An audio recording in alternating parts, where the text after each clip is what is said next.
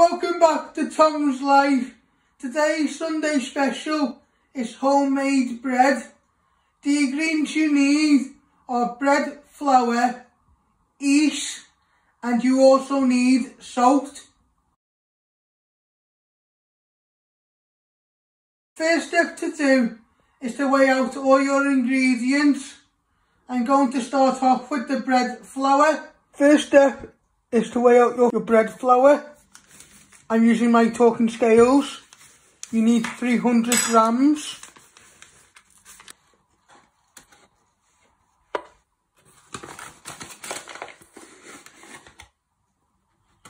It is 32 grams.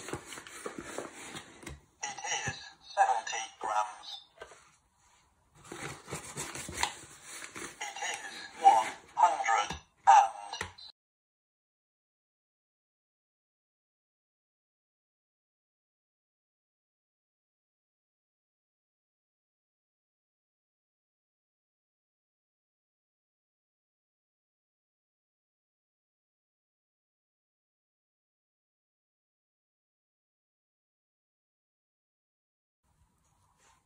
It is 299 grams. Spot on. After when you have weighed out your flour, you place it in your mixing bowl.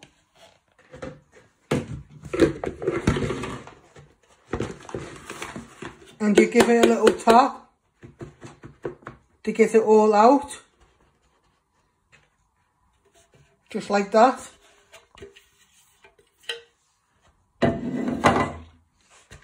Next step is to weigh out your water. You will need 200 mils.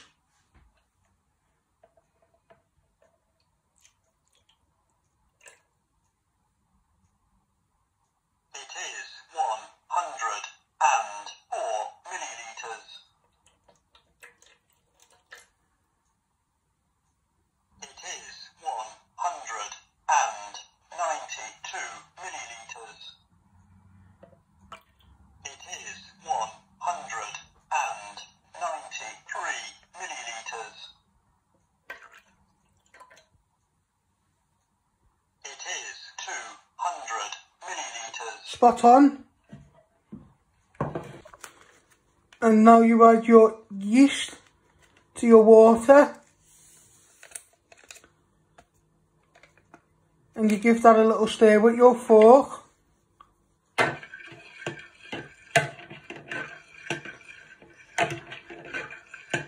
You want to use room temperature water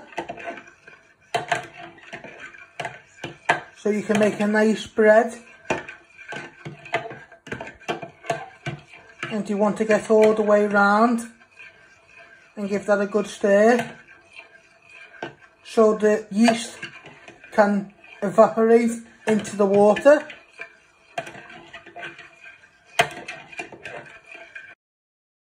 Once you have stirred it, this is what it should look like. All now stirred in well and the yeast has evaporated into the water. And you put that to one side for a minute. Next step is to put a good pinch of salt into your flour.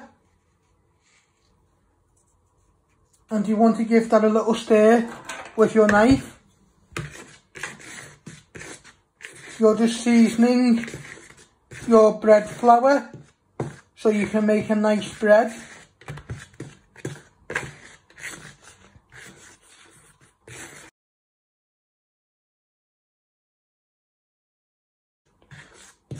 But you don't have to make a plain white loaf.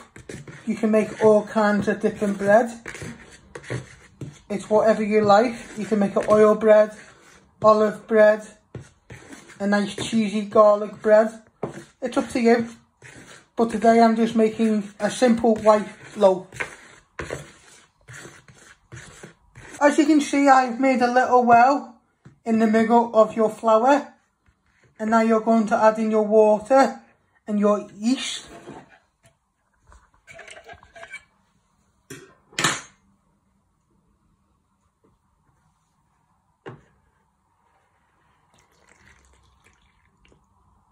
and you want to bring that all together with using your knife.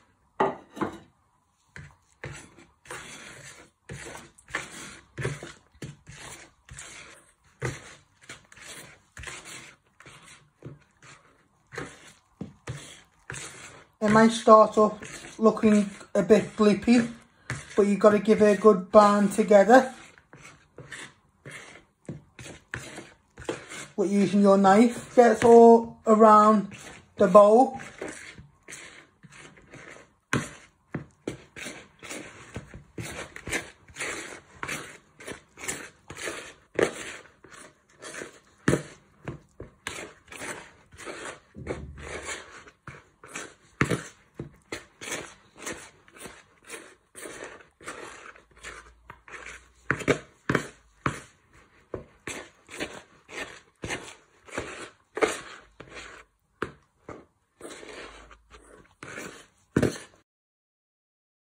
After when you have give it a good stir with your knife, this is what it should look like.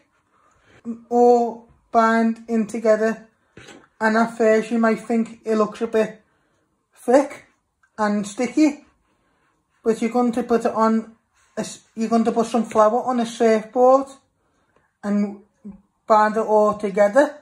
Once you have surfaced your unit or your board with flour, you tip your mixture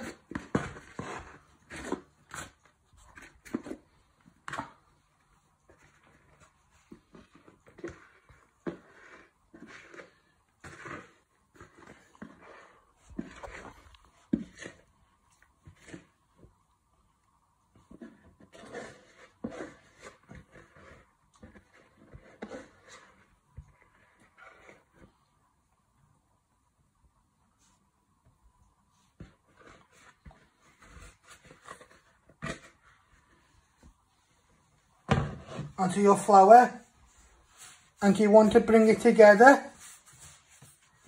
so it doesn't stick. So you just want to keep moving it about for a minute or two. We are not kneading it at the moment. We're just bringing it together.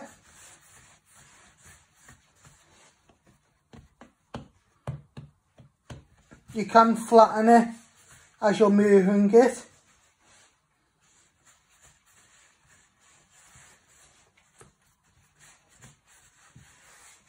If your mixture does not look like this and it looks a bit wet, you add a little bit more flour to your mixture.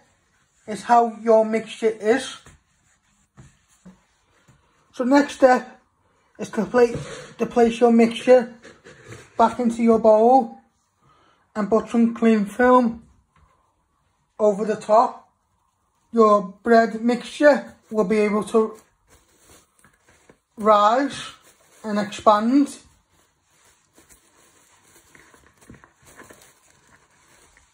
And you seal it all up.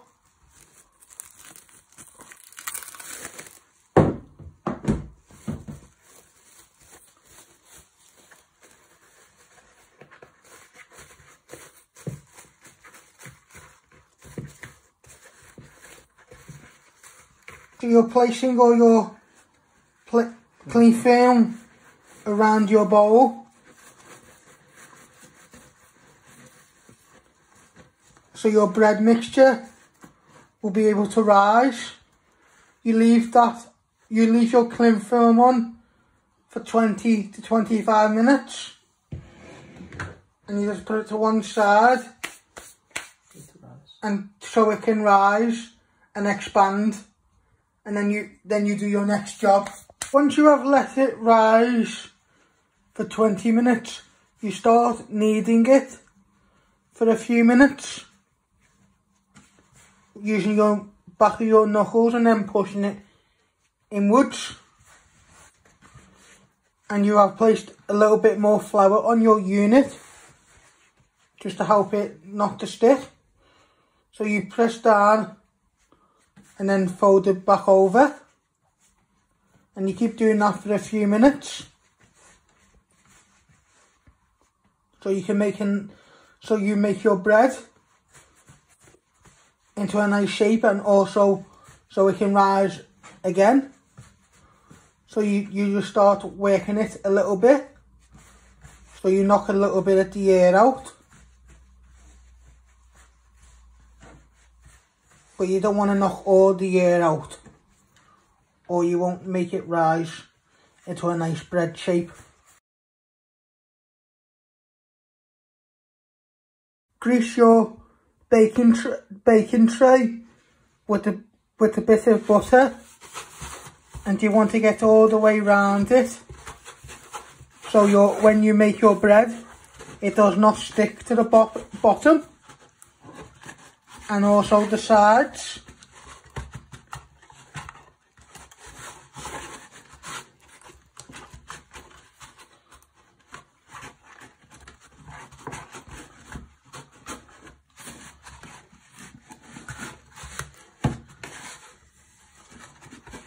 It should look like that, nice and greased with the butter. That means it will not stick to the bottom. Make your shape for your bread. You want to make a nice rectangle. So just pattern it all the way around. So you make it into a nice big medium-sized rectangle. I mean both parts, and then turn it around and just shape it out. It should look like something like that. Just give it a little pat down too, and bring your ends in, and it should look like that. Next step is to place it in your tray.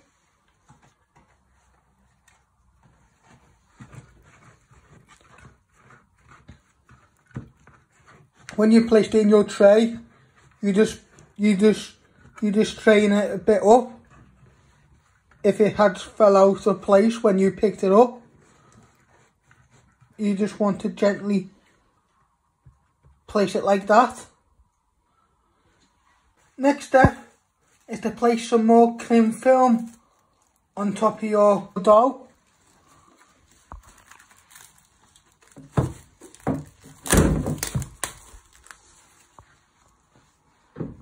And you want to seal it,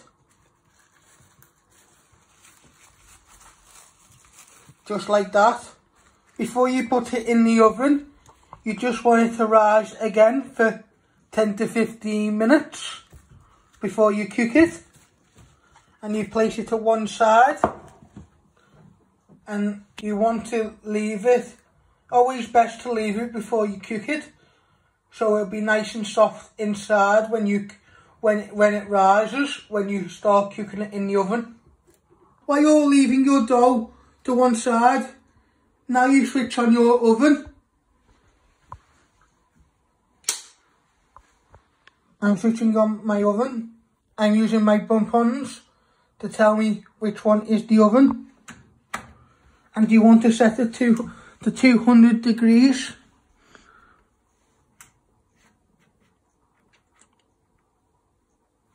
I have set that to 200 degrees, and you just want that to heat up before you add in your dough to the oven. This is what it should look like when you have let it rise for another 10 minutes. Next step is to place it in the oven for 30 to 35 minutes, and you keep an eye on it. Now I am placing it in the oven.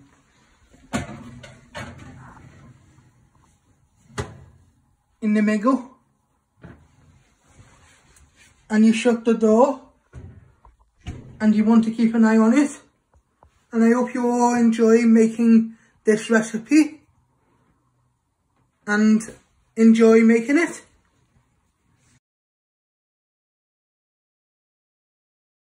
Thanks for watching. Hit the like button if you like this video. Don't forget to subscribe. More videos coming soon.